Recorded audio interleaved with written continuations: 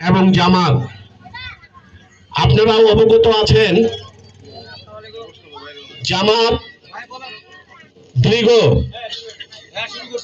প্রায় 1941 সাল থেকে অদ্যাবধি বাংলাদেশের মাটিতে রাজনীতি করে আসতেছে, কিন্তু এই দলটিকে বাংলাদেশের মানুষ কোনোদিন ভোট দিয়ে রাষ্ট্র ক্ষমতায় নিয়ে আসেনি। কারণ আপনারা জানেন, এই দলের নেতাদের বক্তব্য, এই দলের নেতাদের কথাবার্তা আপনারা শুনছেন। গোটা পৃথিবী জানে এই দেশের স্বাধীনতা ঘোষণা করেছিলেন শহীদ রাষ্ট্রপতি জিয়াউর রহমান, এবং অদ্যাবধি যখন জামাতে ইসলাম আমাদের বিএনপির সাথে জোটভুক্ত ছিল, বহুদিন থেকে তাদের আশ্রয়দাতা ছিল বিএনপি। যখন বিএনপির আশ্রয় স্থলে তারা ছিল, তখন তাদের খুব মিঠা মিঠা কথা বলতেছিল। তো যে কারণে কথাটা বলতেছি, যে বাংলাদেশের একজন প্রখ্যাত আলেম, আপনারা নাম শুনেছেন, তিনি হচ্ছেন দেলোয়ার হোসেন সাঈদী, যাকে আওয়ামী লীগ সরকারের সময় মিথ্যা মামলা দিয়ে মৃত্যুবরণ করা হয়েছে, আপনারা জানেন। তিনার একটা এখানে বক্তব্য আছে, আপনারা শুনেছেন। এখন বাংলাদেশে এই বক্তব্যটি ঘুরে বেড়াচ্ছে। আমি আপনাদেরকে শুধু বলতে চাই, কি কারণে এই কথাটি বললাম, যে জামাত যে মিথ্যাবাদী দল, মিথ্যা কথা বলে, যেখানে যেই কথাটি বলা দরকার সেখানে ওরা ওই কথাটি বলে। বাংলাদেশের স্বাধীনতা ঘোষণা করেছিলেন জিয়াউর রহমান। এতদিন যাবৎ জামাত কিন্তু বক্তব্যে আমাদের সাথে, দেশবাসীর সাথে একমত, স্বাধীনতার ঘোষক হচ্ছে জিয়াউর রহমান। এবং সংসদে এই যে বক্তব্যটা শুনলেন, কত তারা বেঈমান। এই যে দেলোয়ার হোসেন সাঈদী, শুনেন, এখন কত বিএনপি সম্মানিত সভাপতি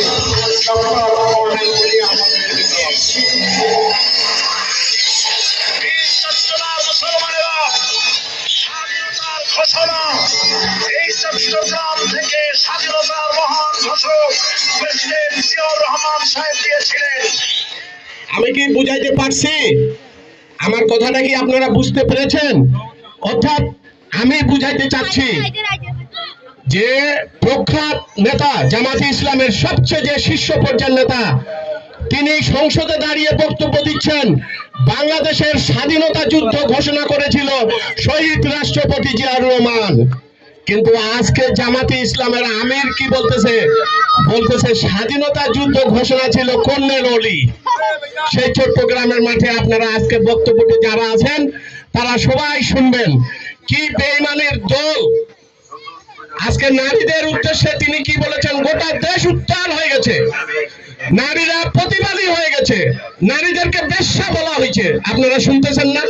শুনছেন না? গোটা বাংলাদেশে আজকে জামাতের বিরুদ্ধে নারীরা আন্দোলনে নামছে, ঝাড়ু মিছিল হচ্ছে।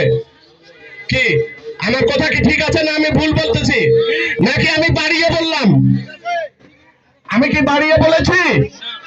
তাহলে আমি বলতে চাচ্ছি, এরকম একটি দল যারা এই যে জান্নাতের টিকিট বলে বেড়াচ্ছে, যারা আজকে মনে করেন যে দাঁড়িপাল্লায় ভোট দিলে আজকে হবে, এ পর্যায়ে আমাদের সামনে উপস্থিত হয়েছেন আমাদের বিরল উপজেলা বিএনপির সম্মানিত সভাপতি জনাব বামুন হোসেন। তো প্রিয় বন্ধুগণ, আমি শুধু আমার বক্তব্য সংক্ষিপ্ত করব। তো আমি জামাত ইসলাম সম্পর্কে আপনাদের আমি অল্প সময় কিছু বর্ণনা দিলাম, যে এটি কোন চরিত্রের মানুষেরা, যেখানে যেটা দরকার সেটা ওরা বলবে। আজকে নারীদের বিরুদ্ধে, আজকে গোটা বাংলাদেশের জামাতের নারীদেরকে তারা একটা টিকিট দেয়নি, কোথাও নারী এমপি জামাতের প্রতিদ্বন্দ্বিতা করছে না। আপনারা কিন্তু আমার কথাটা বিচার করবেন, বুঝবেন। আমি তো মিথ্যা কথা বলতে পারি। আপনারা জেনে বুঝে সুঝে ভোটটা দিবেন, জেনে বুঝে ভোটটা দিবেন। আমাদের নেতা জনাব তারেক রহমান 18 বছর পর একটি পরিকল্পনা নিয়ে এই বাংলাদেশে এসেছেন, তাই নাকি? তো উনি যেই পরিকল্পনা করতে চান, যে উনি সর্বপ্রথম বাংলাদেশের মানুষের যে একটা অভাব অনটন সেটা উনি দূর করতে চান।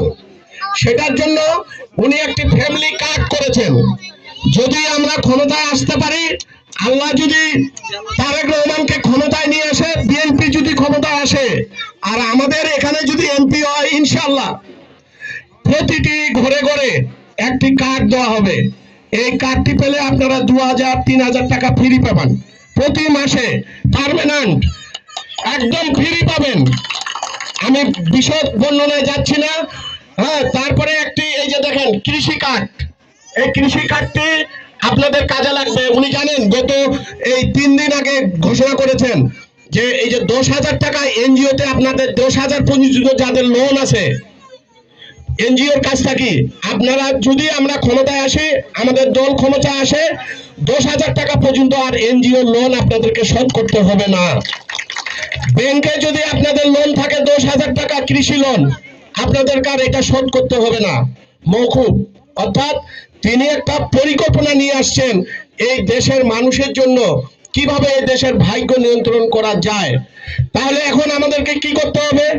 নিজের পায়ে নিজে কুড়েল মারা যাবে না, কোনো বিভ্রান্ত রাস্তায় কারো কথা বিভ্রান্ত হওয়া যাবে না, ভুল রাস্তায় যাওয়া যাবে না, ভুল রাস্তায় গিয়ে নিজের ক্ষতি করা যাবে না। এই জন্য আমি বলবো, আমি আপনাদের কাছে অনুরোধ করব, 12 তারিখে ত্রয়োদশ জাতীয় নির্বাচনে এই বর্মপুর সেন্টারে আপনারা বিপুল ভোট দিয়ে জয়যুক্ত করবেন ধানের শীষকে। এই প্রত্যাশা রেখে, এই আশা রেখে আমি সংক্ষিপ্ত কথা শেষ করছি। আল্লাহ হাফেজ। বাংলাদেশ জিন্দাবাদ, বাংলাদেশ জাতীয়তাবাদী দল জিন্দাবাদ, শহীদ জিয়া অমর হোক, খালেদা জিয়া অমর হোক, তারেক রহমান জিন্দাবাদ, পিনাক চৌধুরী জিন্দাবাদ। আসসালামু আলাইকুম।